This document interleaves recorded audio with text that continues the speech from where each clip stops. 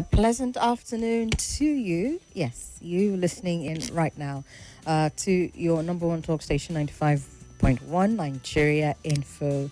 It's Thursday. For a minute there, I thought it was Friday. But it is Thursday still. Stay with me. Don't leave me. It's the 23rd day of October 2025. And my name is Somi, taking you through on hard facts from now till 7 p.m. Somi is S-O-M-I. That's short for Somi. And it's my pleasure to be here. I'm riding solo all through today as my guest had to cancel on the last minute. The guest was supposed to join me to take on the analysis for the big three, so we will be doing this together. I hope you stay with me all through while we take on some of the biggest conversations. We're going to start somewhere around the economy, delve a little bit into security or insecurity as the case may be, and then touch on one of the more dramatic events that has been in the news since Monday.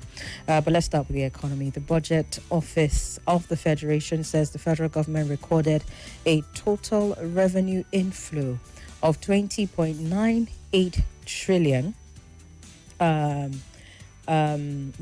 Looking at what we recorded as a people, looking at the revenue, it said it increased by 68% to 20.9 trillion in 2024. Now, in 2025, so you're wondering, why is this coming up, right? But they said, look, let's put you in the know. Looking at the fourth quarter of 2024 budget implementation report, and they're looking at a 68.11% increase compared to what they had in 2023, which is 12.48 trillion naira. So basically saying that things like non-oil revenue increased to about 16 trillion naira in 2024, adding to the total that they were able to rack in as revenue at the end of the fourth quarter. Looking at the non-oil revenue, they said that there was an increase of 5.29 trillion. 5.29 trillion is what they recorded as an increase for non-revenue compared to the previous year where they had a lower estimate. And if you're looking at the breakdown of non-oil revenue items, it includes things like company income tax, value-added tax, electronic money transfer levies, and customs, all of them contributing to what we recorded as an impressive performance. While on the other hand, gross oil revenue stood at 15.07 trillion naira, representing a 4.93 trillion decline from the 19.99 trillion projected in the 2024 budget. So do the math in your head. 2024, last quarter, we had more revenue in terms of non-oil revenue as opposed to oil revenue. And of course, some people are already asking, so where does that put us as at 2025? Well, we'll still be expecting the report from the Budget Office, but according to them, the country's total merchandise trade stood at 36.6 billion naira in 2024. And this is an increase of 68.32% from 21.75 billion recorded in the same period of the previous year. So all of this showed that there was increase in revenue for the federal government as at the end of 2024. Now, I don't have an economist here in the studio with me, but the one question typically that will come to mind is, so where did all of that revenue go going into 2025? Okay, what did that translate to in terms of maybe infusing them into capital projects, into some other key areas that Nigerians would typically say, okay, yeah, this would make these figures make a lot more sense to us. So kind of like make it easier for us to digest and say, okay, kudos to the federal government. You've been able to do this and that and focus your efforts and then increase your revenue, right? We also expect that there will be this continued progress in 2025. But then if we're accounting for all of this revenue increase, as much as 68% from last year, going into 2025, double up on the efforts, right, is what a lot of Nigerians will expect. And also maybe think of cutting down on some of the extraneous factors, some of the factors that lead to the revenue not adding up at the end of the day, which is by the time you take all those monies and then put them into paying back loans and things like that. But yeah, this is the report coming from the Budget Office as of today, talking about over 50% increase in government revenue. Perhaps the economists in the house will help us to help make more sense of the report by the time we open up the phone lines. But that's the first story this afternoon. Let's move on to the one that has to do with security, where our troops of the Operation Hadin Kai have come out to give a report on what's been happening, especially in states like Borno and Yobe State. They have recorded that the 50 terrorists have been neutralized. I think neutralized is the word they use for killed, when you see reports like this. But yes, 50 terrorists killed, and they have repelled multiple coordinated attacks on military locations in Borno and Yobe State. The troops of Operation Hadin Kai said that the simultaneous attacks occurred between midnight and 0400 hours on Thursday, when terrorists launched assaults on troops' positions in Dikwa, Mafa, Gajibo and Katarko, situated within sectors 1 and 2 of the Joint Operations Area. Lieutenant Colonel Sani Uba, the Media Information Officer of the Joint Task Force Northeast, in a statement today, Maiduguri said the troops fought gallantly and professionally, repelling the attacks and inflicting devastating losses on the terrorists. In all instances, he said, the troops stood firm, they fought gallantly and professionally repelled the attacks, dealing the terrorists a heavy, decisive and bloody blow. And he said the coordinated ground-air operations backed by precision strikes from the air component of Operation Hadin Kai led to the neutralization of the terrorists across all the locations. According to him, troops also recovered 38 AK-47 rifles, 7 PKT machine guns, 5 RPG tubes, 2 GPMGs, hand grenades, and thousands of assorted rounds of ammunition after the clashes. And, they went on to talk about how they had deployed intelligence, surveillance, and reconnaissance assets, which gave the troops additional leverage and impetus to respond with overwhelming and lethal force. There was an additional 70 thereabout wounded terrorists who were being pursued by ground troops, with the air component maintaining close coordination to ensure total clearance of the fleeing remnants. And intelligence reports, he said, indicated that the attackers, who also stormed Dikwa and Gajibo, maneuvered from the Cameroon axis, while those who attacked Katarko emerged from Timbuktu Triangle, which is a notorious terrorist enclave. More reports on what this operation yielded in terms of results show that there was heavy onslaught, and the troops did their very best to repel the coordinated strikes with renewed strength and professionalism. I think I would say kudos to the military for what they've been able to achieve in this area. And we're hoping to see more of these, of course, but also key notes should be taken. I mean, they clearly have information on some of those notorious terrorist enclaves, the Timbuktu Triangle that was mentioned, as well as, those who are coming in from the Cameroon axis. And also makes one question what happened to the multinational joint task force that has been set up to also fight against activities of terrorists and what have you from all the border areas coming into Nigeria. We would expect that there's still coordinated efforts between the Nigerian military and the multinational joint task force, but it just makes one sometimes ask the question, when will this completely stop? When will this completely stop? The military is reporting on terrorist attacks. It's not really clear just how many groups of terrorists that they're dealing with. It's not necessarily stated if it's entirely Boko Haram or if it's Boko Haram and ISWAP. I know that ISWAP has been very active across some of the states in the region as well.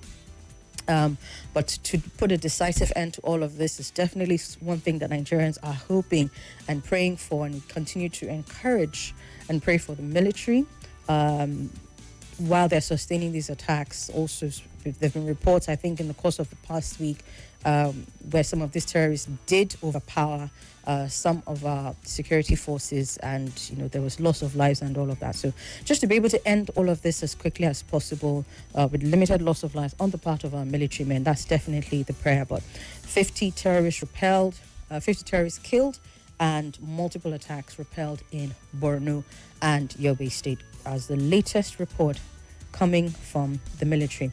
Speaking about insecurity, Niger State is also not left out of this, but this time around is the state governor who is, putting up a bold front, saying he's not going to negotiate with bandits, he's not going to pay ransom, he's urging the people to stand up and protect themselves, while also doing what he feels is necessary on his part. I think the news reports today had it that he was looking to employ, 1,000 youths across, how many places now across the state?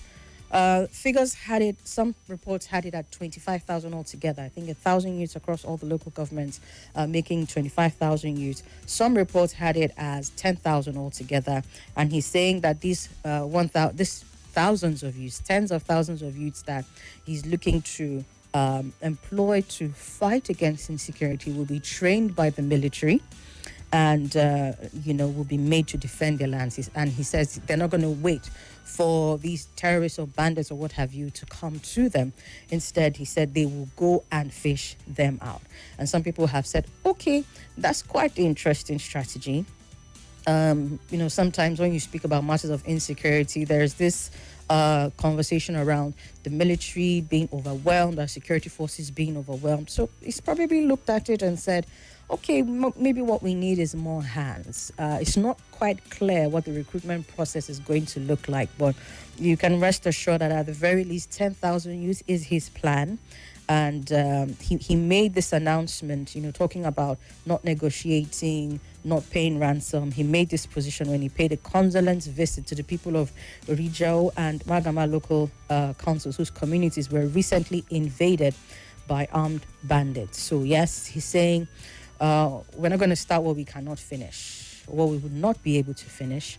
We are surrounded, but we will not give up. I think when he was making this report, he said about 10 local government areas had been overrun by these bandits. But at the same time, he described the situation as embarrassing and unacceptable that the communities could be invaded to that extent and the residents turned to IDP. So how active or how efficient is this new plan going to look like still remains to be seen. Between 10 to 25,000 youths for the joint task force is what he's planning to help restore security, and recruitment is beginning immediately. Bago also declared a total ban on mining across the entire Zone C axis of the state, which covers the 8 local government areas. I believe these are the 8 that he said have been overrun. Magama, Kontagora, Rijau, Ushishi, Mariga, Borgu, Mashegu, and Aguara. All of these areas he has declared a total ban on, and maintained that illegal mining had become one of the major drivers of insecurity in the area, with miners often accessing forest zones unarmed, while residents suffered repeated attacks. And he asked a very important question, one that you find happening in all areas that are bedeviled by insecurity as a result of this mining. He says it is suspicious that miners can enter the forest freely, yet the bandits don't touch them. So you can see that there's clearly a connection between the activities of mining, whether illegal or not, and what's happening in security in the state. He's also raising his suspicions and also taking a strong position on that. How strong, how effective, we'll see what it's going to look like. Some people have spoken very, very objectively. No, what's the word? They've objected very strongly the idea of the youth. But if he's saying, look, you guys need to defend yourself, perhaps he's willing to recruit, pay, train. That then gives him the impetus, if you will, to say it as confidently as he's saying it, that, look, we need to defend yourselves. You need to defend yourselves, as opposed to some of the statements where you just hear it and then there's nothing that is being done. But we'd like to get your thoughts on what that situation is. So the military are saying, look, we're doing what we can. We've done some coordinated attacks, killed some terrorists, repelled some attacks here and there. But at the same time, you're seeing a state governor who some would say seems to be taking action beyond just waiting for the military and trying to incorporate his people into the whole process. But like I said, we'll get your thoughts on that. I have one more story before we open up the phone lines. Let's see if I can take it. I might not be able to take it because I've got under a minute before the commercial break comes up. So let me just touch on it. I'm sure, the news was awash this morning about Nnamdi Kanu's decision to defend himself. There's also been some information around the very interesting witness list that we spoke about yesterday, with some very high-profile persons who he deemed vital and compellable coming up to the stand. There's information as to why he chose them to come up, and it's very detailed. And putting this together side by side with the fact that he's decided to defend himself, then we'll see what the outcome of that is. Of course, his defense opens up tomorrow, so chances are that once he starts, we're going to tone down on the conversation because it's going to be a matter in court. But as to some of the explanations around the list and his decision to defend himself, we'll take all of that when we come back from the break. Stay with us. Welcome back to your number one talk news.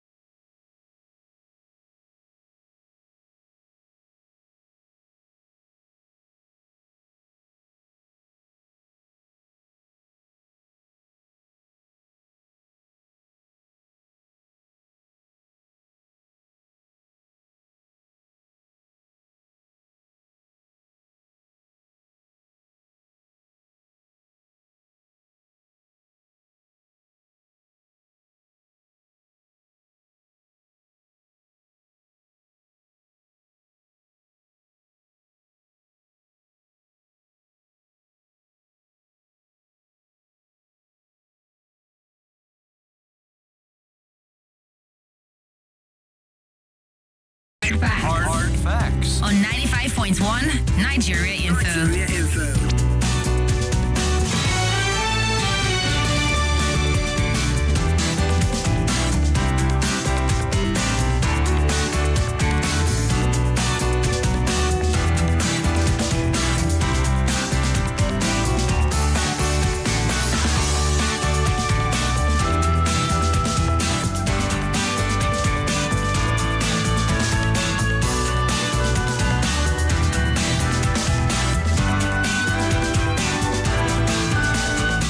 All right, welcome back indeed. So let's take the final story very quickly up the phone lines. We started by looking at the budget office I talked about concerning the increase in federal government's revenue, looking at 68% increase by the end of 2024. And what does that mean for us? What does that mean for the government in terms of their ability to make use of that revenue judiciously and also maintain the growth trajectory if this were to be counted as growth? And we've also talked about what's happening in terms of insecurity, the activities of the military, and also what the Niger State governor is up to. And our final story before we open up the phone lines is on the very, very interesting case as it's evolving. More details have come out concerning the nature of testimonies expected from prominent witnesses listed by the detained leader of the outlawed indigenous people of Biafra, IPOB, Nnamdi Kanu, as part of his defense in the terrorism charges filed against him.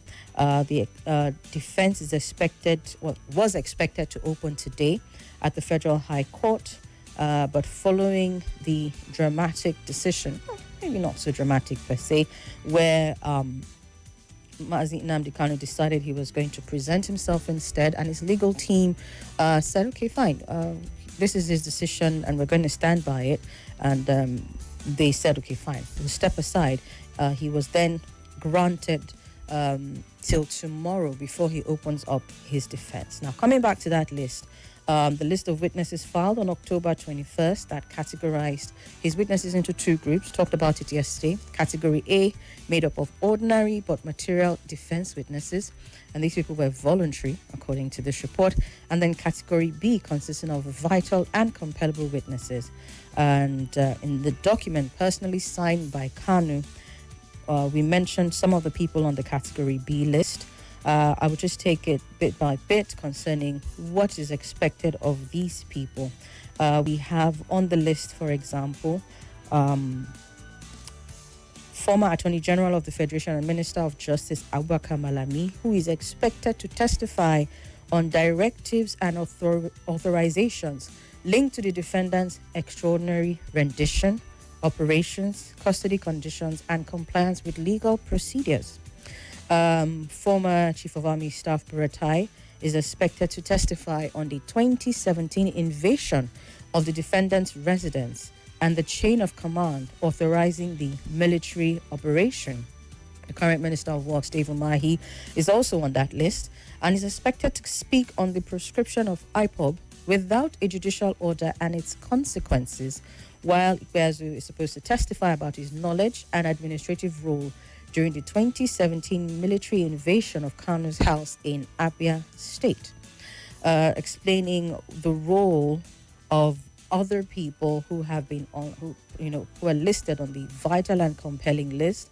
Uzodinma is there also, and he said to testify on the killing of former PDP chieftain Ahmed Gulak and the findings and public statement exonerating IPOB, while the current Minister of FCT, Nyesom Wike, is expected to testify on the Obigbo massacre that followed the NSAS protest and the role of security forces under his authority. Of course, speaking of NSAS, that's part of the reason why Governor Sanwo-Olu features on the list. He's expected to testify on the NSAS judicial panel, particularly the Lekki Tollgate incident, to establish what Kanu's defense describes as a pattern of repression, in quote. In addition, retired General T.Y. Danjuma is said to testify on his 2018 public warning urging Nigerians to defend themselves against, in quote, infiltrated armed forces, which the defense says helps contextualize Kanu's advocacy for self-defense. Two other people on that list, before we wrap this up, Americans, they are Bruce Fain and Barry Sutton, who are to testify on the illegality of extraordinary rendition and the alleged digital tampering of electronic evidence, respectively.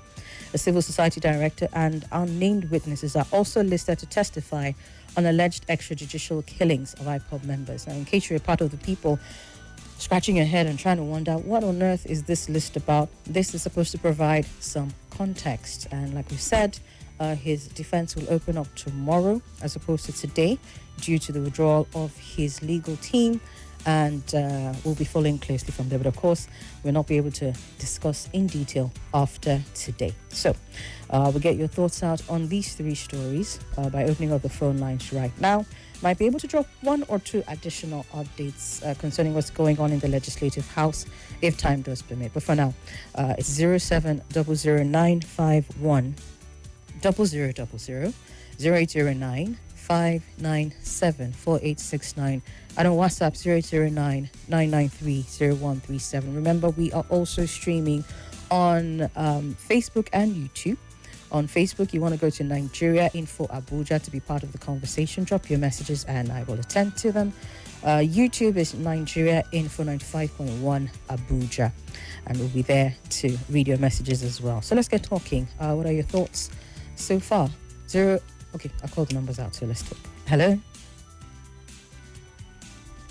Hello? Hello? Hello, good afternoon. Good afternoon. I greet you. Welcome. Can you hear me? Loud and clear, sir. What's your name and where you Yes, calling from? all this my name. I greet all the listeners. My own take is Maze Nanikan. I think they are trying to, if you want to kill a dog, you let that dog back then so that he find a fault to put by him. That is what they're to do in Nanikan. How do you mean? Take this man free. You will fish. The one issue is that is in better custody. Why not, since you fight for, why not take him to prison? Are you hearing me? I hear you, but I don't understand you. He's supposed to open his defense. Yes. Tomorrow. So yes, what are you? Okay, someone like Sunday Bohu, we are set free. He's a free man now because he's a young man. 1 second. He's about to open his defense. Are you saying that he should not open his defense? Are we? Because he's a new man. Yes. Thank you. Have another digression. Thank you. I didn't get that at all. Help me out here. Perhaps somebody who understood me. I thought we've gone past some of those areas. Okay, so now he's about to open his defense. Yes, listen, he's ready to do his defense. Are you now advocating for him to not go ahead with his case? I'm not quite clear. Please help me understand, please. Anybody that did. Okay. Let's go back to the phone lines again. 0700951 0000. Okay. I see a message about the reception. Okay. Thank you so much for letting us know it's better now. Let me know, please, if you're still having issues with the reception in your area. Hello, good afternoon. Hello, good afternoon. Yes, sir. Yeah, my name is Jamilu Utaku. Hello, Jamilu. You see, about Nnamdi Kanu, what Nnamdi Kanu supposed to understand, he and his supporters, we, the masses, want him to be free. But the problem of Nnamdi Kanu and his supporters, Nnamdi Kanu is just being stubborn. How is he being stubborn? What did he do right now from the conversation today? Let me explain to you. Nnamdi Kanu, he doesn't respect his lawyers. He is the one, even in camera, shut his lawyer up that they should keep quiet when he's talking. And the same people that you want them to defend you and you didn't regard them as anything. And now he's about to open his defense. He now chase everybody away. And you see, sometimes you can't do anything anyhow and expect to see good results. You have to calm down. Because you as a leader, people look up to you. And sometimes you have to lead by example. So honestly, his supporters, the way they react, they are not listening and they are not following the chase. Because when you follow the chase, understand how the chase is going. In every legal action, there is stage. We have to follow this thing stage by stage. That is why when he not sure even coming with protest, I tell him that it's bringing us back. Because they are in the process of negotiation, how this one will be out, and you now come and scatter the table. So in life, you just have to calm yourself down. Already what we are saying now, Nnamdi Kanu is already on detention. Whatever you do to set him free, that is what you're supposed to do. But not what you linger is staying in detention. As a supporter, as you who love anybody, all you want to do, are you not to let that person out? Jamilu, are you saying that his reason to defend himself was him being like, I don't understand, when you say he should calm down, what's wrong with him deciding to defend himself? There's nothing wrong with that. It doesn't make him No, there is nothing wrong in that. Yeah. But what I want, as a person that is already on detention, and you just out all your lawyers, and you are not bringing anyone, and you are bringing the people that you don't even have power to bring them up to come and testify, then what are you saying? And you are the same Nnamdi Kanu that Okamara that said that whatever the decision, other condition they give to you before they release your bail, you will not abide by it. That is why Nnamdi even enter trouble. For him staying for shooting for Nnamdi Kanu, even because of Dama is a strong man. He's living in detention up to now. All right. See, sometimes in life you have to follow process by process. You need to be out. All right, thank you. You can't just fight the government and expect people to just look at you. We love him, we want him out, but you have to take it easy. Thank you, Jamilu. Thank you very much. Okay. Let's take some more calls. Good afternoon. Madam Somi. Good afternoon to you, my Welcome, sister. sir. How are you? I'm well. I'm well. The weather is very calm outside here. It's like really want to fall. That is how Nigeria is supposed to be. Let everything be very calm. Mm. But it's very unfortunate, very big unfortunate that we have some set of people that they don't want things to be calm. For God pass them. Well, about Namdi Kalu, about Showore, I heard that Showore has been arrested or something. You see, in 1800, there was a man that started fighting for Nigeria freedom single-handedly. In 1923, he formed a first political party, which is NNDP, and in 1944, I think he joined him.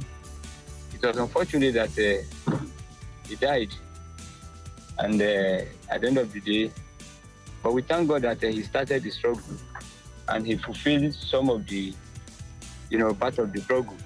And today we cannot forget his name. His name is everywhere. Nigeria can remember him for good that he did for this great country. What is that man's name? It's Herbert Macaulay. You see, struggle for the right thing, to fight for the right of the people. It may not start with the crowd. Showore has been there. Even if we look at time of MK Abiola, I remember, Showore has been there with MK, all of them, over how many years now? And up to now, that was about 30-something years ago. All right, Elder. So they should continue doing whatever they want to do. But one day, the eye will clear. Thank you. Okay. Good afternoon. Oh, sorry. I'm sorry. Good afternoon. Welcome. Yeah. My name is Timothy. Go ahead, Timmy. Like what the first caller said, you see, Sunday Igbo was agitating for Yoruba nation. They go after him and he escaped from the country. He was apprehended in another country. But Hello? Hello? Okay. Very quickly, just to bring us back on the right trajectory, I'm not quite sure where the comparison is coming from. We're talking about the list and his opening of his defense tomorrow. I very much like for us to stay on track so that even me, my head is touching with the different areas that we're going with this conversation. But let's keep it on track, shall we? We've talked about a few things concerning Nnamdi Kanu. We'll stay on topic. Makes it easier for us to dissect what is currently going on that case. So that we can move on. I'll go to Facebook where there's some messages here. Also, Francis Namani, we see you. Thank you. He says the federal government should curtail her incessant borrowings and begin to fix and diversify Nigeria's economy to save the image of this country. And Mr. President should also come up with proactive care to checkmate the incessant killings in some part of the country. A stitch in time saves 9.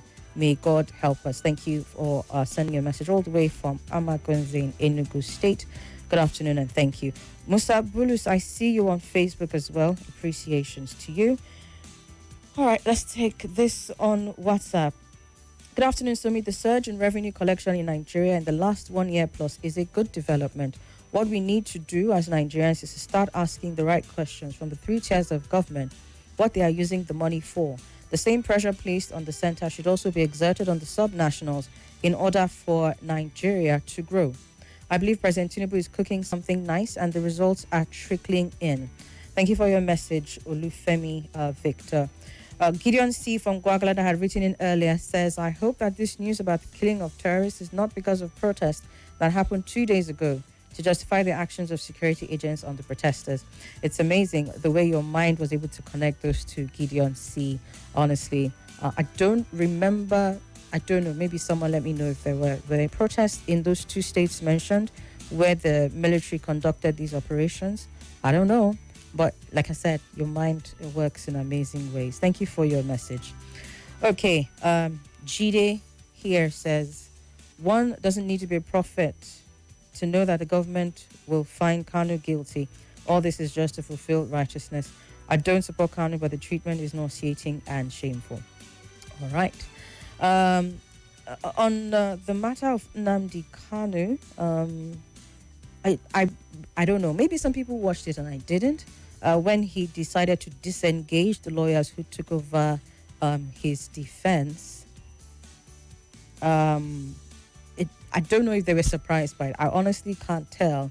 But one thing is clear. I think they had met barely 24 hours with the defense team preparatory to today's proceedings. So, okay. Is he a bit unpredictable? Perhaps some would say so. But one would think that he would do what is best for him, for his defense to stand in court, right? So I don't understand the logic behind it, but I don't know that he would do anything to completely to obviously blatantly disadvantage himself as far as this case is concerned. I don't know what the discussion was with the legal team, but it was quite a surprise. I don't know if it was a surprise to the legal team. But again, like I said, his defense opens tomorrow. We've provided a bit more context on the list, the very interesting list, and we would see. But then again, another thing that perhaps some of us, when we're doing the analysis of this thing, so for example, going from the last message, he's expected to best position himself, right, for his defense to fly through. If his defense doesn't fly through, and you look at the lineup of actions that he has taken in the last 2 or 3 days, are you still going to say it's a federal government thing? Are you going to say that it's really just to fulfill our righteousness? I don't know. So again, the expectation is that he's done what is best for his defense to fly through in court. And that should also be taken into consideration come the decision of the court at the end of the day. Because on the surface, it does look like, it does look like, so are you thinking these things through? But beyond that, I want to believe. So for a case that has lingered this long, I mean, he was first arrested in 2015, got back in detention 2021, and also something that I need to put out very clearly, because sometimes with the analysis that we get, or the contributions that we get, they keep saying some courts have acquitted him. Yes, some courts did acquit him, probably one that I know of, and stated his what they call it, he's coming back into the country and the way he's brought back into the country as problematic, which is probably why he has those 2 foreign nationals coming to give witness on the technicalities of that. And if they're able to make a strong enough case, then all well and good. But it's not that the courts acquitted him and they still held him. No. Supreme Court judgment still came out to to provide superior judgment to those ones that acquitted him. So yes, his detention has been for enormously long, too long, but right now, his defense is on. Can we stay on the defense and look at the technicalities and how he's going about his defense to see if it's going to be watertight, such that he can make his case?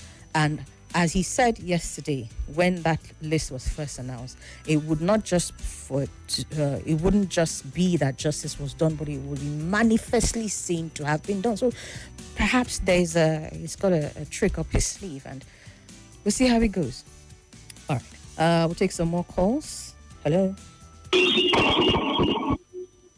Somi, good afternoon. Good afternoon. Excellent Spirit. I'm calling from Etokoro. All right, sir.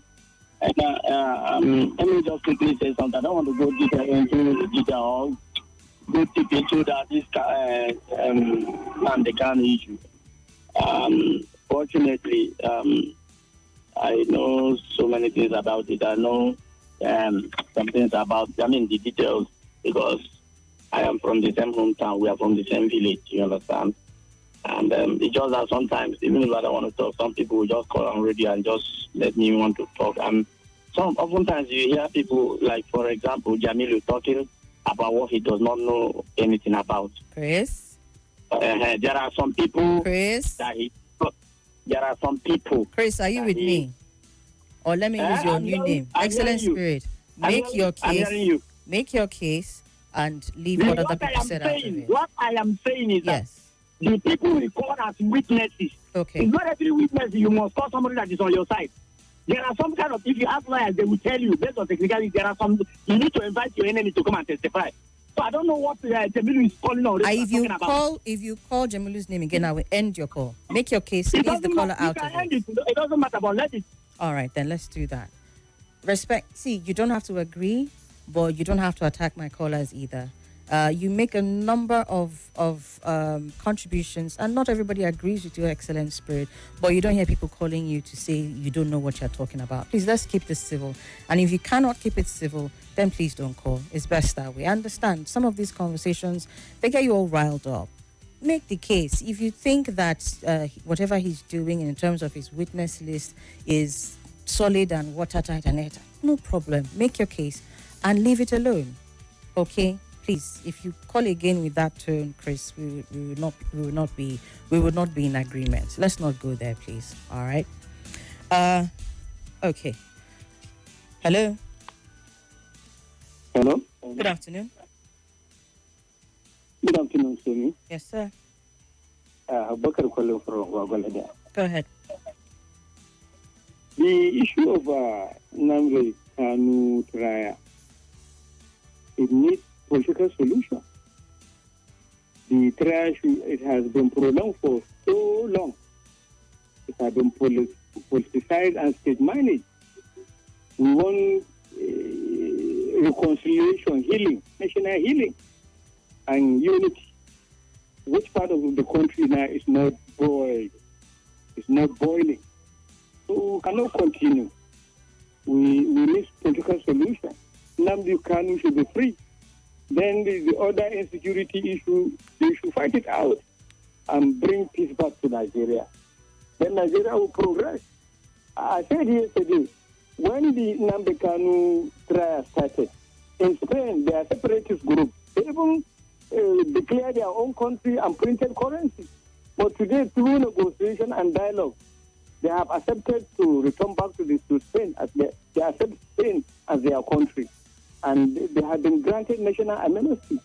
Anyone can go and find this information I'm sharing. So it should not be persistent struggle, no solution. It is unfortunate. And there is a headline talking of government claiming inflow of income, increased income and revenue. But we don't see it. We don't see the effect. It is all economic hardship all over. Borrowing of money, borrow. Like, yeah, thank you. All right, thank you. I was going to ask what a political solution looked like, but if I heard you correctly, you said he should just be set free. Okay. All right. Is this something that the government can do? Just let him walk, just like that, right now? Where we are right now? Remains to be seen. I'll take a few more calls right after this voice note. Somi, good afternoon. Good afternoon. This is Daddy Shunamai from Gida Mangoro, a concerned Nigeria. Welcome. Talking about Mazen Nnamdi Kanu's bold decision to defend himself. Somi, if I am to advise federal governments, I will plead for them to release Mazen Nnamdi Kanu now. Because Nnamdi Kanu defending himself is deeper than people think. His lawyers didn't just step aside. There is serious tension about what might be revealed in court. Nnamdi Kanu wants to speak for himself, mention names, and uncover hidden truths that could shake the foundation of the nation. It is dangerous, but it shows he is done with being fettered. He wants the truth raw, straight and loud. His case has gone beyond legal arguments. It's now a battle of truth versus power, courage versus fear.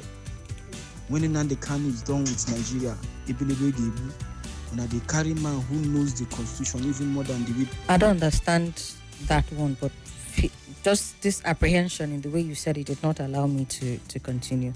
We don't expect that any one person should ever be done with this country. God, and no matter who the person is, I'm saying even from the man at the top of the affairs to the very lowest person, may one person not ever be done with our country in the context in which you are saying it. So I'm going to leave your message at that. Who understood what he said in Igbo? Translate for me, please. Let me know if I need to be setting caution for that call as well. All right. I have room for one more call before the break. Hello? Hello? Somi, good afternoon. Good afternoon. You have a minute, sir. Yeah, how are you? I'm good. You have a minute. Please make it quick. Hello? Okay. Didn't think you liked the sound of that. You can call back after the break. We're still going to be on this for another half hour. Okay? Lots of your thoughts and contributions that we will take. I would just say at this point, let's keep it civil, please. There's already enough tension and hot heads already around. We don't need that to be played out here on this conversation. Okay? Let's see. Hi, Nigeria Info. I told you yesterday that legal team of Mr. Nnamdi Kanu cannot be so naive as to invite these people without a cause. This is a team headed by Kanu Agabi-san, and from the cross-examination that is going to take place, they are going to shoot themselves on the foot, leading to no case submission against Mazi Kanu. Our expectation is that they will all respond there by enriching our jurisprudence. Vitalis from Lugbe with that one. All right, we'll come back after this. Attention, Nigeria! Are you an innovator with a homegrown product? Here's your chance to shine with the Innovate Nigeria competition.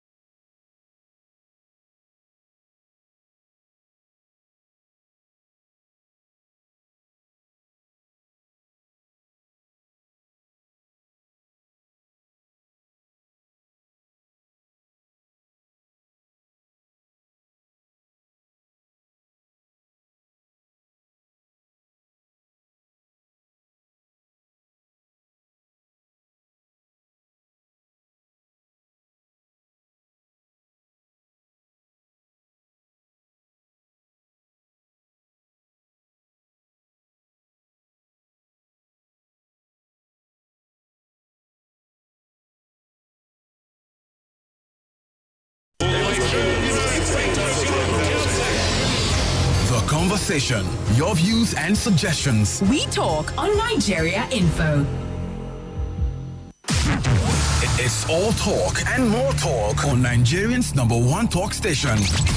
This country needs a marshal, needs a sheriff. In some particular societies, especially in my tradition, a woman is not allowed to inherit land. Issues that get your attention.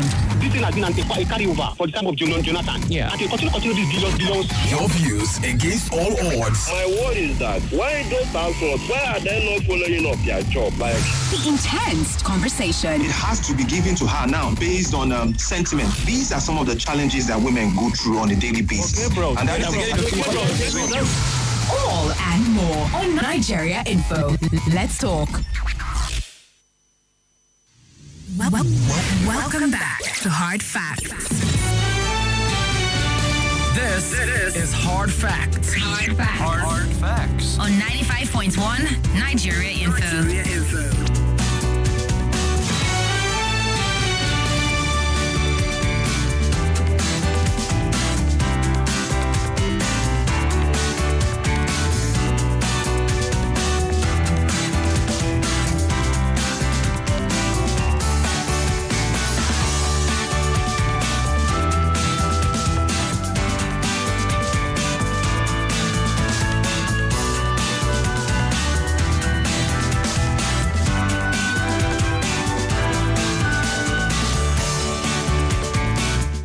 Yes, indeed, we are back and continuing with your thoughts and contributions on the big three stories shared today. If you don't know, you happen to be hearing it's Nnamdi Kanu. Don't worry, we did take on more stories than that. We looked at what the government is saying in terms of, or rather the budget office was saying in terms of government's revenue growth coming in from 2024 into 2025. And sadly, honestly, that's one of the reasons why I had chosen the guest that I did today, to see if they can help us provide some context as to what this will mean. Is it going to mean anything significant for economic growth? But then the guest could not be here. We also talked about the situation around insecurity and the strides that our military are making or made earlier this morning in some parts of Borno and Yobe State, where they had killed some terrorists and had repelled attacks, coordinated attacks. And when you talk about coordinated attacks, sometimes you hear these words so much, and it's like, But according to the reports, they said this terrorist used drones and RPGs. Now, that's very advanced equipment, right? Very, very advanced indeed.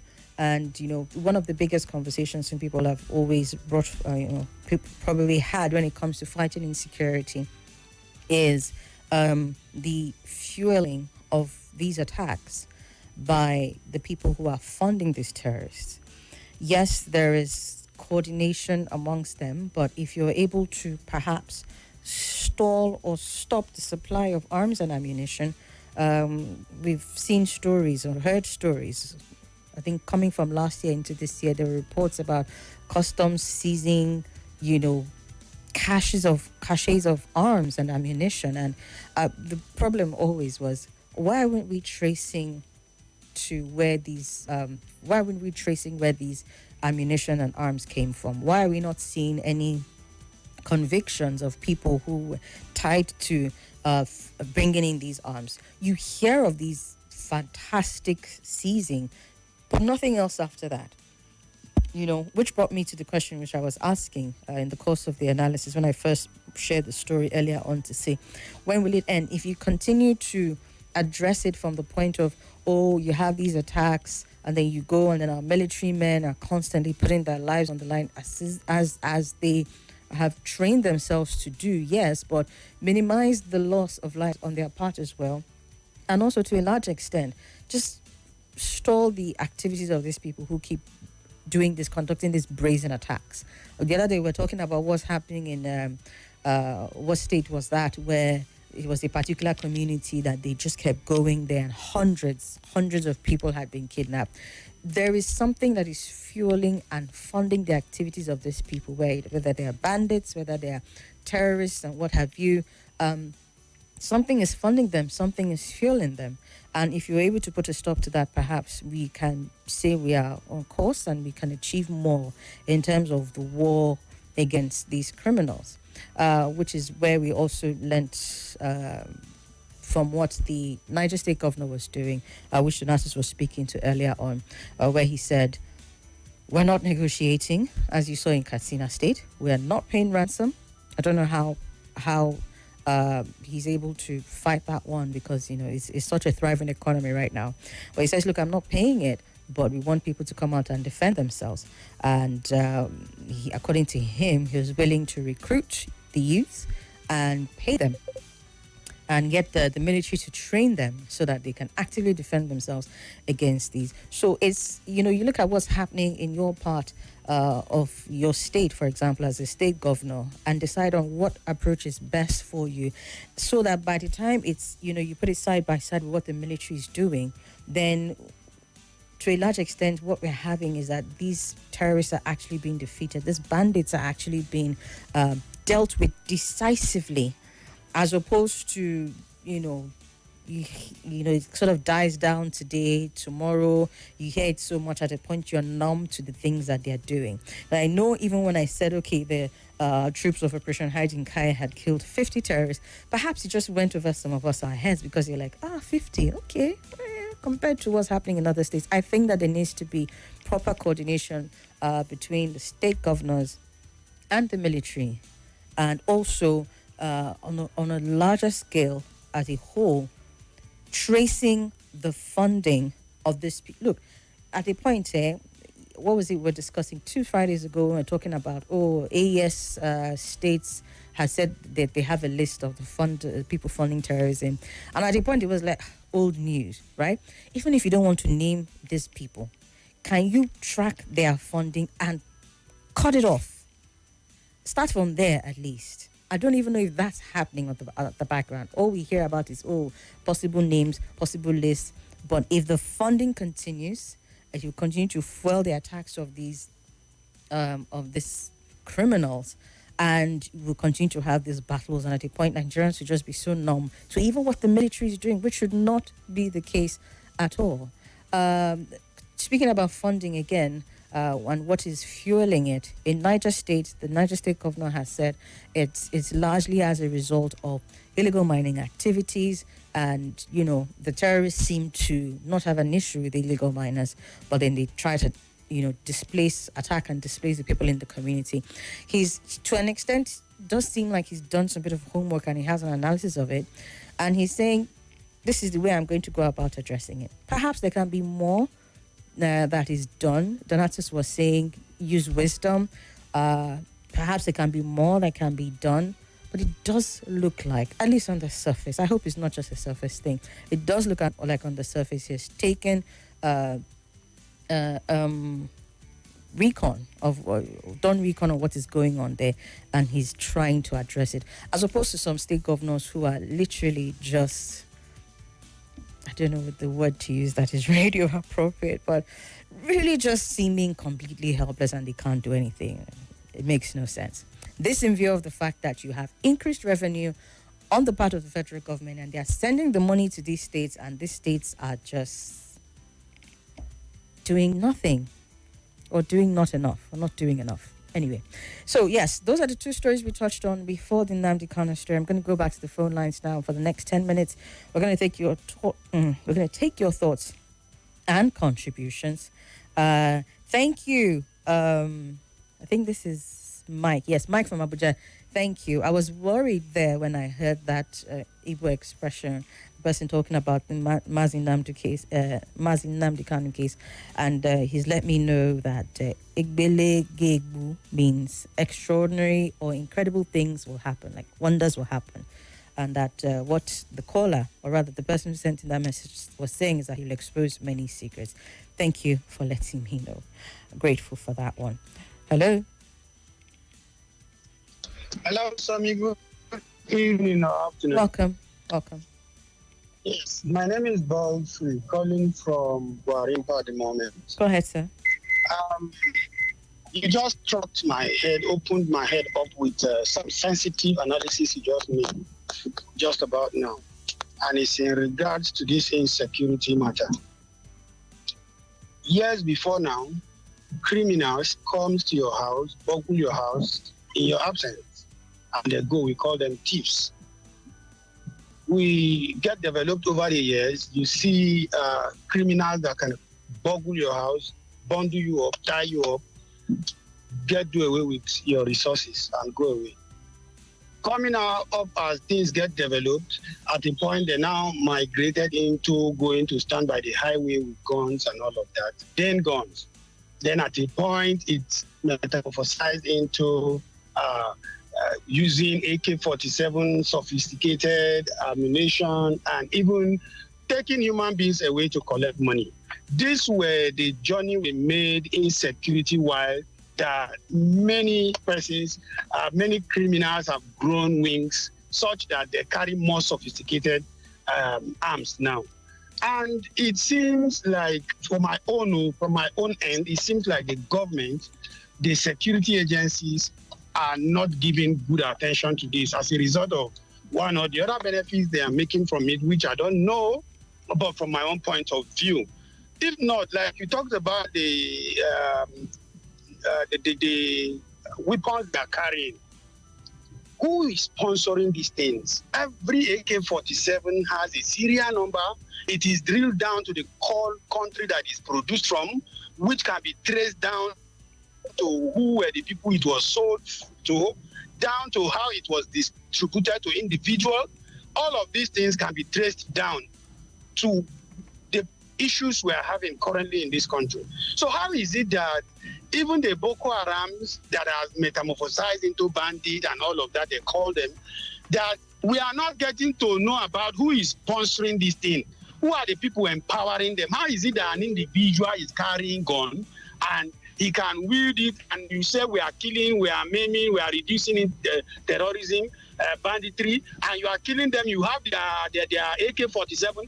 You cannot ask how did this person get this, and everything is just giving us news of how 10 is killed, 20 is killed, and it seems like a daily news, and we keep going round and round and round. May God help us in this country. I think this is my own take. Thank you. God bless you.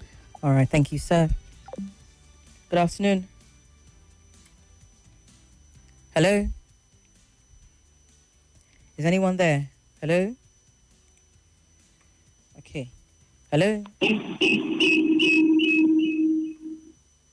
Hello. Good afternoon. Good afternoon, my dear sister. How are you? I'm well, thank you. Thank you, my dear. I hope you allow me some little time because I hardly called. I started contributing yesterday. I had a break. Now, when we are talking of this security that we are into in this country, Somi, you and I are no more kids. We heard when so many cache of arms were arrested at the port by the customs. Every one of them, they had it camouflaged and everything. About how many times were there a large cache of arms? What happened to those things? When the people that were concerned were arrested, what happened to them? How many of them were jailed? It is not possible that that kind of armament will enter the country without somebody who is in charge of security knowing. It is impossible. It is difficult. And if that is the case, then it is so terrible. Then there is no security. But I just like to believe what I know, that somebody must know that these things are happening.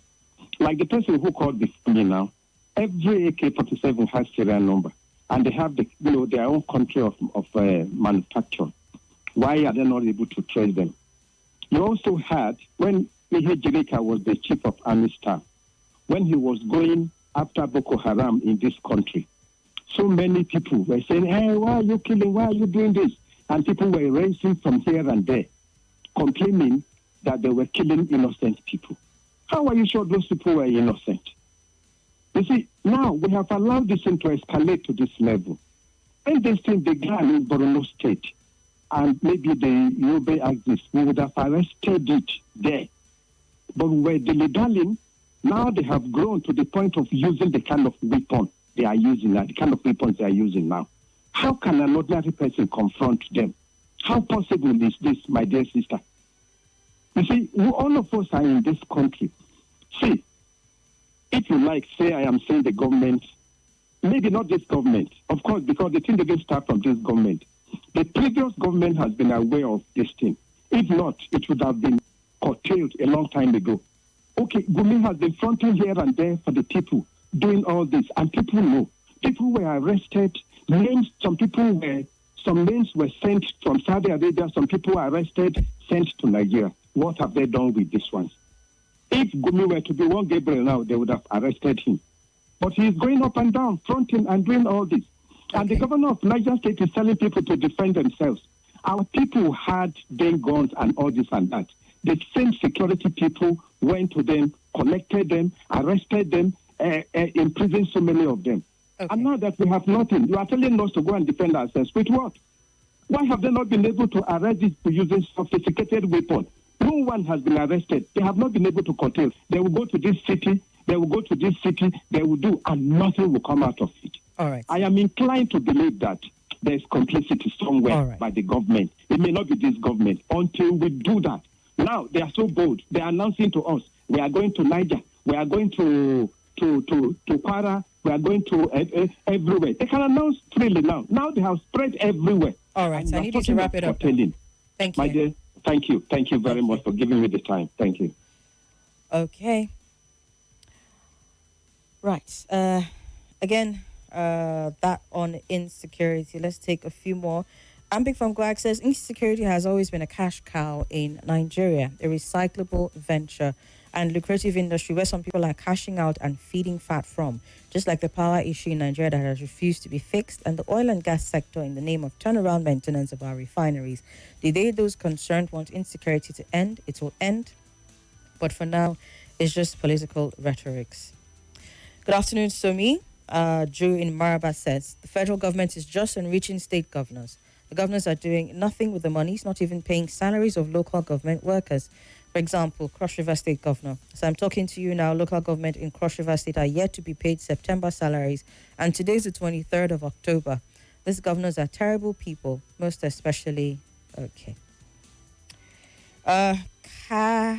Karma's World from Lugbe says to me, just go and watch or see the movie Blood and Oil, and you stop bothering yourself with any matter that concerns insecurity.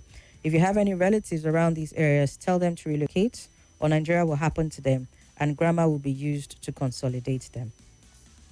I wish I could. I wish I could do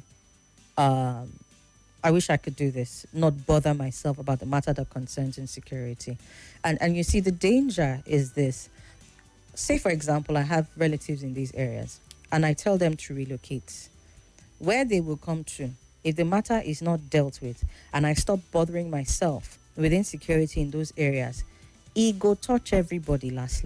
It will come and meet you. So no matter where you relocate to, it will come and meet you. Then what happens then? Some people are fortunate and they can leave the country. Not everybody can. You heard, I think it was Gabriel that was saying a few days ago, when he said it was when he started hearing about it in Kwara states. And some people started saying, oh, it don't they near us. So I wish I could stop bothering. I cannot.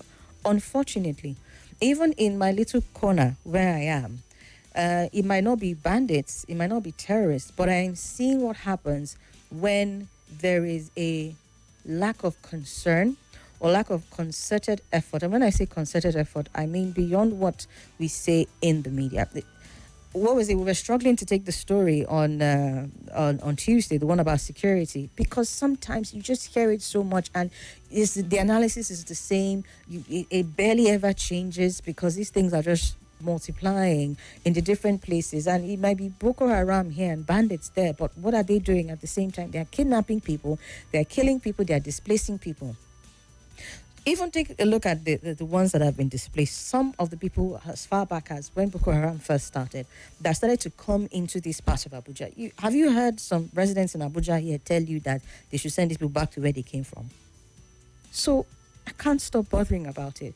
And it's not enough to say that, tell them to relocate. Yes, I might relocate them out to get them out safely, but we must continue to bother about what is happening in all of those areas, because the more it goes unchecked, the more it goes, and there's this air of our government just is not doing enough, right? Whether it's kinetic or non-kinetic. The other day, I think it was Dr. Majid that was saying at this point he's in consultations and saying go for an all-out approach. And some people were still quarreling with him about the all-out approach. Yes, there was a reference that was made, a bit of a sensitive one, which he corrected. But at this point, what will get it to stop? For me, that's the biggest concern. It's not what will get my people out, it's what will get it to stop. Because if it doesn't stop there, it will come and meet you where you are. So, Commerce World, thank you for your message. A few more and we will call it a day on the big three. Neme from Asukura says, there's nothing significant about the numbers being bandied about by the government, because even the unborn baby in the womb knows that government is simply pressing the necks of Nigerians, especially the importers who turn and pass the cost to the final consumer. So indirectly, these commonwealth are never evenly distributed, but only in the hands of a few.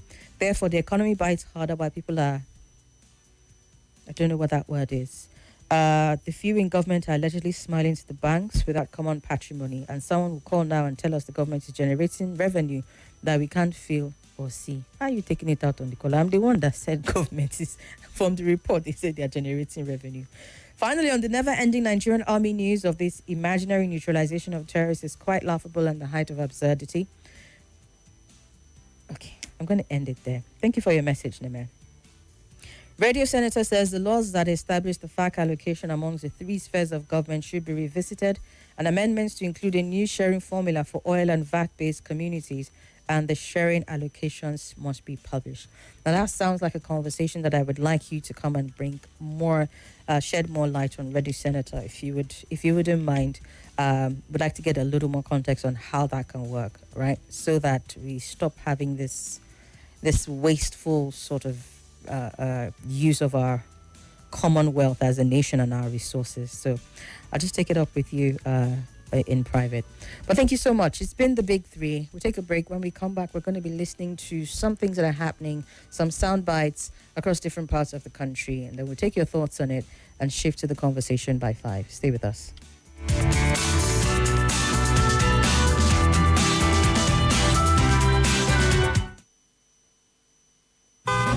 Whether you buy